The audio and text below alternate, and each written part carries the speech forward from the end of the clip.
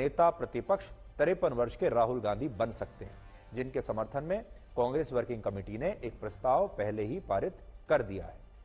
अब देखिए, अगर Rahul Gandhi leader of opposition बन जाते हैं लोकसभा में, तो वो उस कमेटी का हिस्सा अपने आप बन जाएंगे जो बड़े बड़े पदों की नियुक्ति करती है, जैसे सीबीआई के डायरेक्टर, सेंट्रल विजिलेंस कमिश्नर, मुख्य सूचना आयुक्त, लोकपाल या लोकायुक्त, राष्ट्रीय मानव अधिकार के चेयरपर्सन और सदस्य, और भारतीय निर्वाचन आयोग के मुख्य चुनाव आयुक्त और चुनाव आयुक्तों की नियुक्ति यही कमेटी करती है।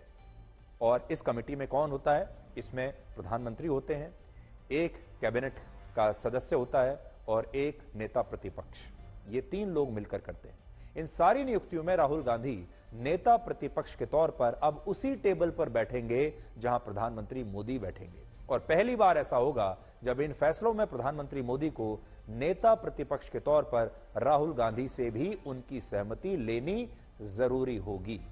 और यह भी पहली बार होगा जब आप इन दोनों नेताओं को एक साथ एक फ्रेम में देखेंगे। इसके अलावा अगर राहुल गांधी नेता प्रतिपक्ष बन जाते हैं तो वो सरकार के आर्थिक फैसलों की लगातार समीक्षा कर पाएंगे और सरकार के फैसलों पर अपनी टिप्पणी भी लगातार कर पाएंगे। और नेता प्रतिपक्ष होने के कारण राहुल गांधी उस लोक लेखा समिति के भी प्रमुख बन जाएंगे जो सरकार के सारे खर्चों की जांच करती है। और अब वो सरकार से सारी जानकारी औपचारिक रूप से ले सकते हैं और उनकी समीक्षा करने के बाद उनकी टिप्पणी भी वो कर पाएंगे औपचारिक रूप से ना।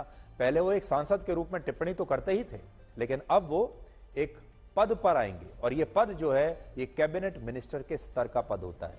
कैबिनेट मिनिस्टर का जो प्रोटोकॉल होता है वो लीडर ऑफ ऑपोजिशन का भी वही प्रोटोकॉल होता है। इसके अलावा leader of opposition in parliament act 1977 के अनुसार नेता प्रतिपक्ष के अधिकार और सुविधाएं ठीक वैसे ही होती हैं जो एक कैबिनेट मंत्री की होती हैं।